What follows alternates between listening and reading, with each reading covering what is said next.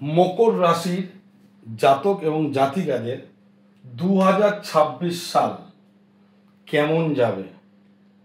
দেখুন, মকরের ঘর হচ্ছে এইটা, লগ্ন হলে লগ্ন, চন্দ্র থাকলে রাশি।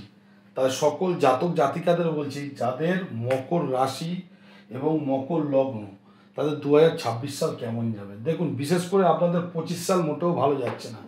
কারণ হচ্ছে বৃহস্পতি হচ্ছে আপনার লগ্ন বা রাশির দ্বাদশ ঘরের অধিপতি এবং তৃতীয় ঘরের অধিপতি। ঠিক আছে, সে বর্তমানে বসে আছে হচ্ছে আপনার এই ঘরে বৃহস্পতি।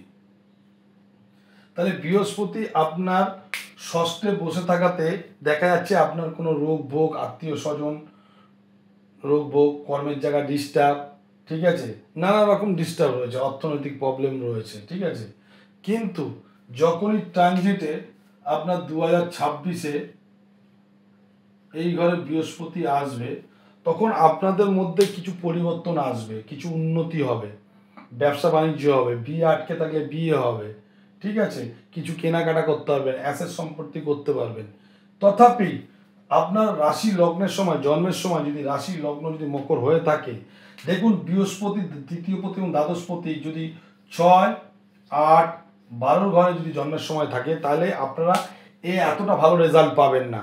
6, 8, 12 বাদ দিয়ে যদি যে কোনো ভালো ঘরে থাকলে অবশ্যই রেজাল্ট ভালো পাবেন। তাই 26-এ আশা করা যায় যাদের 6, 8, 12-তে যদি জন্মের সময় বৃহস্পতি যদি না থাকে, অন্য ঘরে যদি থাকে, তার 2026-এ আপনারা অবশ্যই রেজাল্ট ভালো পাবেন। কিন্তু 27 সালে আপনাদের অর্থ কিন্তু বেরিয়ে যাবে, এটাও অ্যাডভান্স আপনাদের জানিয়ে দিলাম।